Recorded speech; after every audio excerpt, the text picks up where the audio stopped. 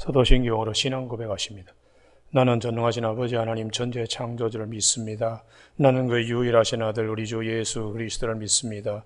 그는 성령으로 잉태되어 동정노 마리아에게서 나시고 본디오 빌라도에게 고난을 받아 십자가에 못 박혀 죽으시고 장서된 지 사흘 만에 죽은 자 가운데서 다시 살아나셨으며 하늘에 오르시어 전능하신 아버지 하나님 우편에 앉아 계시다가 거기로부터 살아있는 자와 죽은 자를 심판하러 오십니다. 나는 성령을 믿으며 거룩한 공교회와 성도의 교제와 죄를 용서받는 것과 몸의 부활과 영생을 믿습니다. 아멘.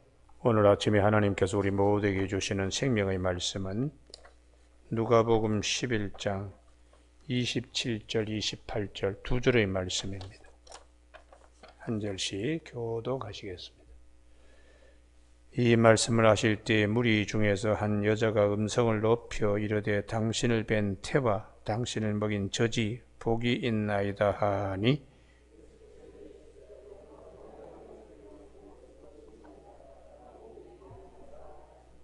아멘. 28절에 예수께서 이르시되 오히려 하나님의 말씀을 듣고 지키는 자가 복이 있느니라 하시니라 하는 말씀 중심으로 신령한 저절 사모하는 믿음이라는 제목으로 말씀을 나누겠습니다. 우리는 27절에 한 여성이 예수님을 가진 마리아 참 복되다고 그렇게 칭찬하실 때에 그보다 더 복된 것이 있는데 그 복된 것이 무엇인가? 28절에 이르시되 오히려 여기가 아주 중요한 뉘앙스를 가지고 있습니다. 마리아가 복되지요. 예수님을 잉태하고 또 젖을 먹여서 키웠으니까요. 그것이 복되다면 더 깊이 복된 것이 있다는 것입니다. 우리는 어머니로서 훌륭한 자식을 출산시키고 양육시키는 것은 큰 기쁨이 됩니다. 그래서 모세의 경우에도 아므람과 요게벳 출애굽기 6장에서 모세의 부모님 얘기를 하는데 특별히 모세는 어릴 때부터 그 어머니가 유모처럼 들어가서 바로의 궁궐에서 젖을 먹였을 뿐만 아니라 동시에 히브리인으로서 하나님을 경외할 수 있는 말씀을 계속 귀에 들려준 것이. 그러니까 모세의 어머니 굉장히 훌륭한 분이죠. 또 사무엘 같은 경우에도 그 어머니가 기도하여 사무엘을 얻고 그리고 그가 젖될 무렵에 제사장 엘리에게 갖다가 맡겼습니다. 뿐만 아니라 멀리서 1년에 한 번씩 실로 회막에 올라갈 때마다 작은 겉옷 에봇을 만들어서 갖다 입혔습니다. 그 어머니 한나가 참 복되지요. 그와 같이 마리아가 예수님을 잉태하고 또 그를 젖먹여서 잘 키운 것, 그 어머니가 참 복되다. 그와 같이 우리에게 예수님을 우리 마음의 마리아처럼 내 속에 모시고 있는 것은 대단히 큰 축복입니다. 그래서 사도 바울은 우리 안에 예수님을 믿음으로 우리 안에 속사람이 생긴다. 마리아가 예수님을 잉태하듯이 하나님이 우리에게 주신 은혜, 에베소 3장 16절에 우리의 속사람을 그 다음에 성령의 능력으로 강건하게 하옵시고, 사도 베드로는 우리가 예수를 믿을 때 하나님이 우리에게 마음에 숨은 사람을 준다는 거예요. 그래서 주님께서 물과 성령으로 거듭나지 아니하면, 성령으로 거듭난 자 우리 속에 마리아가 예수님을 잉태한 것처럼 우리 속에 하나님이 속사람 마음에 숨은 사람을 우리에게 주시는 그것이 대단히 큰 축복입니다. 할렐루야. 그래서 우리 속사람을 잘 양육하고 또 신령한 젖을 먹이듯이 그렇게 해야 되는데, 그래서 예수님께서 정말 더 중요한 것은 마리아가 예수님을 잉태하고 양육한 거, 그것도 참 복되지만 더 중요한 것은 28절에 오히려 하나님의 말씀을 듣고 지키는 자가 복이 있느니라.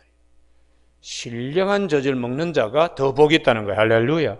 이 말씀이 육적 관계를 영적 관계로 전환시키는, 오히려 하는 이 말씀에 우리가 주목해야 합니다.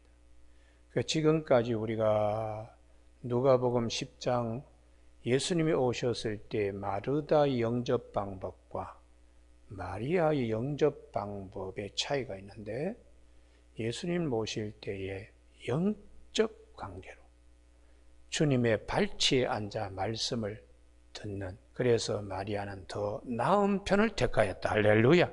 신령한 젖을 공급받으니까요. 신령한 젖을 공급받으니까 더 나은 편을 택하였다. 영접도 영적 영접은 축복이죠. 그리고 기도도 성령을 주시지 않겠느냐? 영적 기도. 그리고 우리의 건강 관리하는 것도 귀신을 내쫓고 빈집으로 있으면 안 된다. 영적 관리. 말씀으로 항상 우리가 충만하고 기도로 깨어 있을 때에, 오늘 아침에는 영적으로 우리가 신령한 것을 공급받아야 되는 그것이 무엇인가? 말씀을 듣고, 이 부분이 대단히 중요합니다. 할렐루야. 이게 영적 공급이기 때문에 사도 베드로는 베드로전서 2장 2절 갓난 아기들 같이 순전하고 신령한 젖을 사모하라. 이는 그로 말미암아 너희로 구원에 이르도록 자라게 하려 함이라. 할렐루야. 그래서 오늘 아침에 우리가 신앙 성장은 말씀으로 성장됩니다. 신령한 젖으로 양육되지 성장하고 성숙하기 때문에 사도 바울이 디모데에게 너는 때를 얻든지 못 얻든지 말씀을 전하라고 그렇게 말씀하시는 거죠. 그래서 우리가 이사야 선지자도 하나님의 영에 사로잡혀서 우리에게 기록해 주신 말씀, 이 부분을 아침에 꼭 찾아야 되는데 이사야 55장입니다. 이사야 55장. 이사야 55장. 오호라 너희 목마른 자들아 물로 나오라 돈 없는 자도 오라. 갈급한 심령이죠. 너희는 와서 사 먹되 돈 없이 값없이 와서 포도주와 저절 사라. 공짜로 먹을 수 있는 이 신령한 젖. 2절 너희가 어찌하여 양식 아닌 것을 위하여 은을 달아주며 영혼을 살리는 참 양식, 그것이 아닌 것을 위하여 은을 달아주며 값비싼 대가를 지불한다. 이게 무슨 말씀인가? 세상적인 지식을 전하는 책, 그게 무슨 대단히 새로운 흥미를 유발하는 무슨 소설책이든지 그걸 값비싸게 사지만은 우리 영혼에 신령한 젖을 주는 것은 아닙니다. 할렐루야. 배부르게 하지 못할 것을 위하여 수고하느냐. 거기서 그 책을 파고 아무리 섹스피어를 연구하고 춘향전을 연구하더라도 영혼을 살리는 것은 없습니다. 내게 듣고 들을지어다. 하나님의 말씀을 듣고 깨달을 때에 우리에게 생명 양식, 생명수가 공급됩니다. 그리하면 너희가 좋은 것을 먹을 것이며, 여기 아멘 할렐루야 있기를 바랍니다. 할렐루야. 너희 자신이 기름진 것으로 즐거움을 얻으리라. 그러니까 하나님의 말씀을 들어야 우리 영이 살고 우리 영이 신령한 것을 얻게 돼요. 제가 그 대학 교수직을 하면서 또 교회 교육 목사로 한 1년 같이 겸해서 있으니까 아주 혼란스럽더라고요. 교회에서는 목사님이고 학교 가면 교수님이고, 근데 신학교에 가서는 그래도 좀 낫더라고요.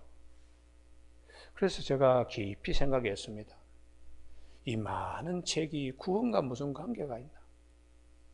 뭐 제가 가지고 있는 책 가운데는 아주 희귀본도 많았습니다.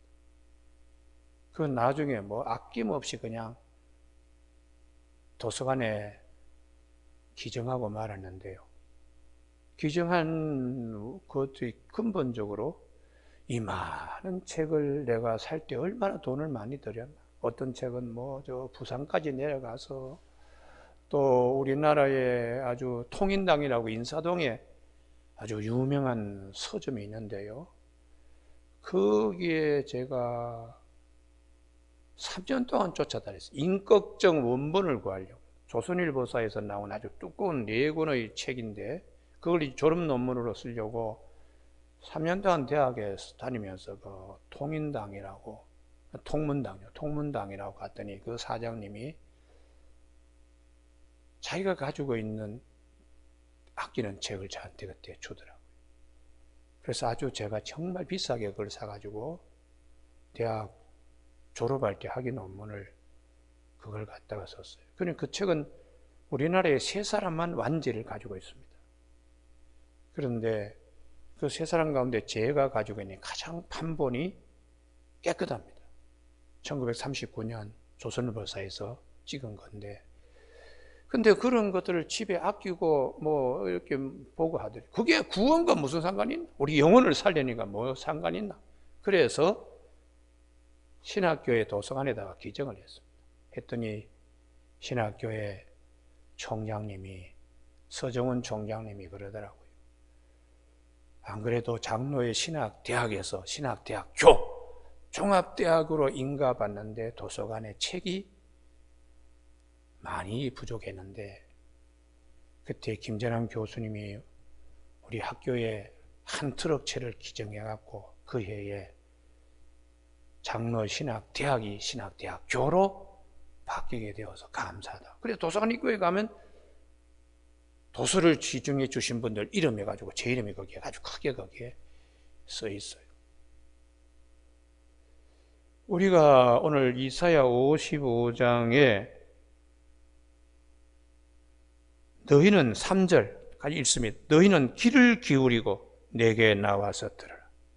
하나님의 음성을 들으려고 하면 너희 영혼이 살리라. 할렐루야. 성령께서 말씀하시는 생수를 우리가 맛보기 때문에. 그래서 주님께서 옥토밭은 말씀을 듣고 깨닫는 자는, 꼭 깨달을 때에 생수가 우리에게 영혼을. 그래서 요한복음 14장 26절에 보혜사 성령 곧 아버지께서 내 이름으로 보내실 성령, 그가 너에게 모든 것을 가르치고 내가 너에게 분반하고 생각나게 하리라. 그때에 은혜 받는 겁니다. 할렐루야. 그래서 주님이 우리에게 약속하신 거 이사야 55장 3절, 내가 너희를 위하여 영원한 언약을 맺으리니 곧 다윗에게 허락한 확실한 은혜리라. 이 다윗의 후손으로 오신 예수 그리스도, 말씀이 육신이 되어 우리 가운데 오시뇨. 그래서 우리가 이 11절, 이사야 55장 11절, 내 입에서 나가는 말 헛되이 내게 돌아오지 아니하고 나의 기뻐하는 뜻을 이루며 내가 본일의 형통함을 이룰 것이라고 이렇게 말씀하고 있어요. 여러분, 오늘 아침에 하나님의 말씀 신령한 저절, 사도 바울이 베드로전서 3장 4절에서 베드로전서 2장 2절에서 갓난 아기들 같이 순전하고 신령한 젖을 사모하라. 우리 그런 믿음을 꼭 갖기를 바랍니다.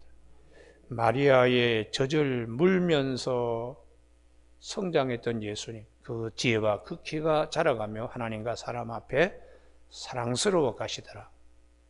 우리가 영적 성장, 육적 성장도 젖을 먹어서 크듯이 영적 성장은 더 신령한 젖을 우리가 그래서 주님이 사람이 떡으로만 사는 것이 아니라 하나님 입에서 나는 모든 말씀으로 산다고 그렇게 가르치고 있습니다. 그래서 주께서 오셔서 요한복음 6장 63절에 살리는 것은 영이니 육은 무익하니라. 내 말이 곧 영이요 생명이다. 그리고 6장 35절에서 내가 생명의 떡이니 내게 올라오는 자는 결코 줄이지 아니할 것이요 결코 목마르지 아니하리라. 할렐루야. 말씀을 통하여 주님 우리에게 생수를 공급하고 신령한 젖을 공급하기 때문에 은을 달아주며 배부르지 못할 것을 위하여 은을 달아주며 세상적인 허튼 소리하는 책 그거 취해가지고 일생 거기에 공들일 필요 없습니다. 우리가 그 논문 같은 경우도 그때는 그게 반짝이었는데 나중에 시간이 지나면 그 아주 허튼 소리한 그런 논문들이 많습니다. 그런데 왜 쓸데없이 시간과 정력과 경제적인 걸 갖다가 낭비하냐. 참 안타까운 거죠. 우리나라에 이상이라고 하는 문학가가 있습니다.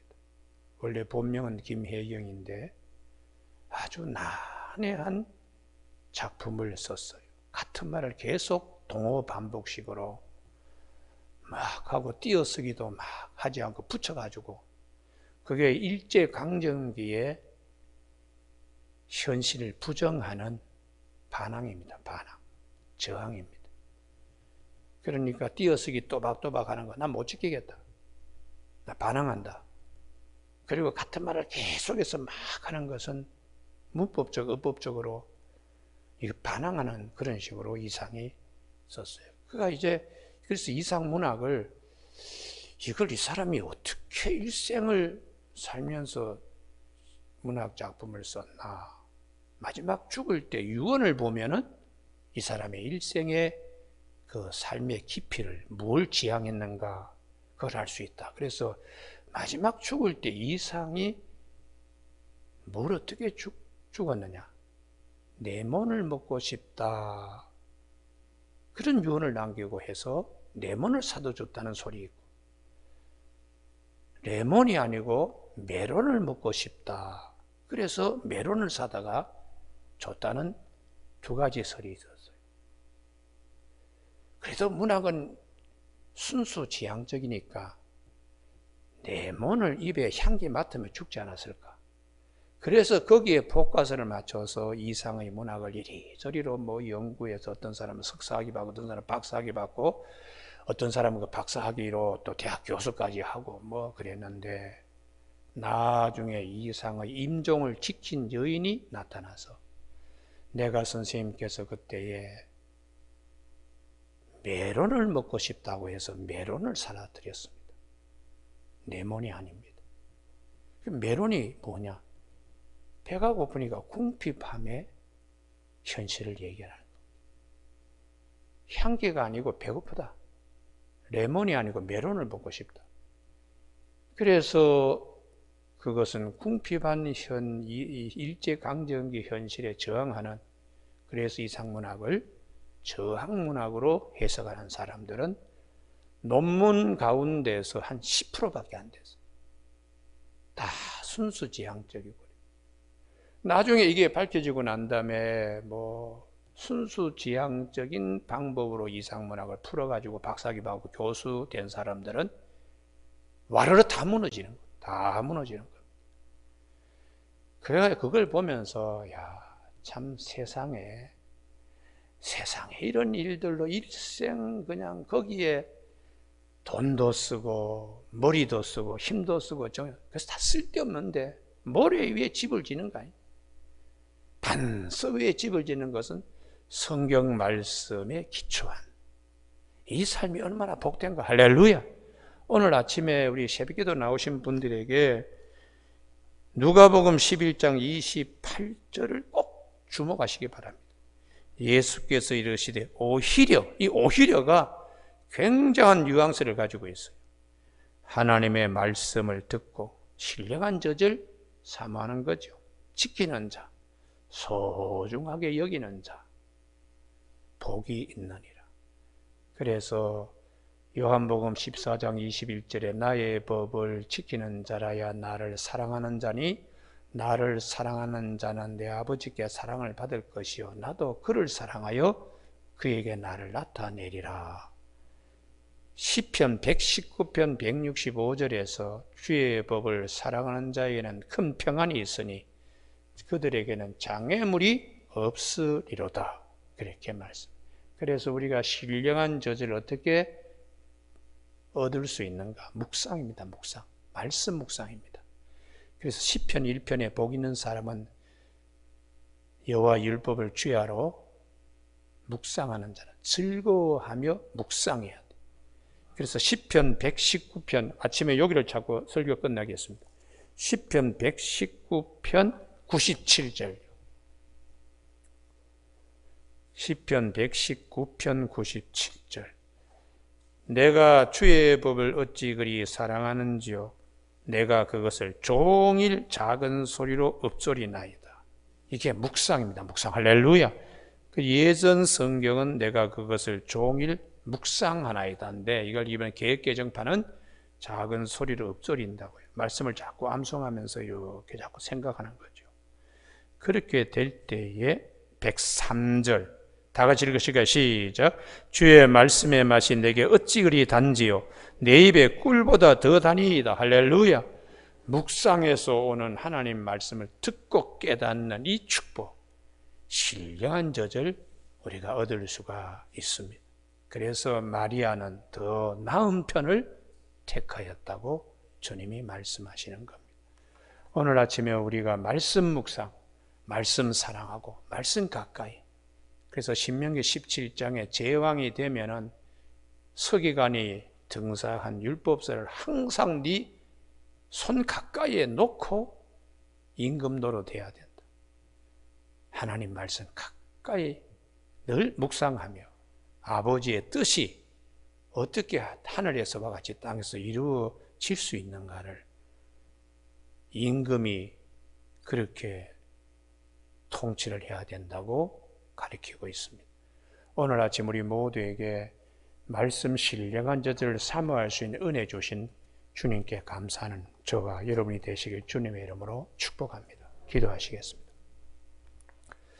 하나님 아버지, 이 아침에 저희들을 하나님께서 천지는 없어질지언정 내 말은 없어지지 아니하리라. 푸른 마르고 꽃은 시들지만 여호와의 말씀은 영영의 선이라고 하는 신령한 젖의 원천을 우리에게 허락하시고 신령한 젖을 사모하며 취할 수 있게 하신 하나님의 은혜에 감사를 드립니다.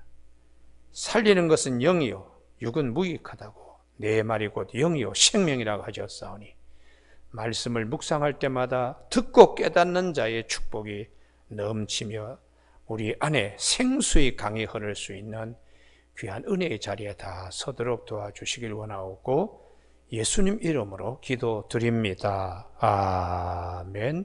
하늘에 계신 우리 아버지, 아버지의 이름을 거룩하게 하시며 아버지의 나라가 오게 하시며 아버지의 뜻이 하늘에서와 같이 땅에서도 이루어지게 하소서. 오늘 우리에게 이루어질 양식을 주시고 우리에게 잘못한 사람을 용서하여 준 것 같이 우리 죄를 용서하여 주시고 우리를 시험에 빠지지 않게 하시고 악에서 구하소서. 나라와 권능과 영광이 영원히 아버지의 것입니다. 아멘.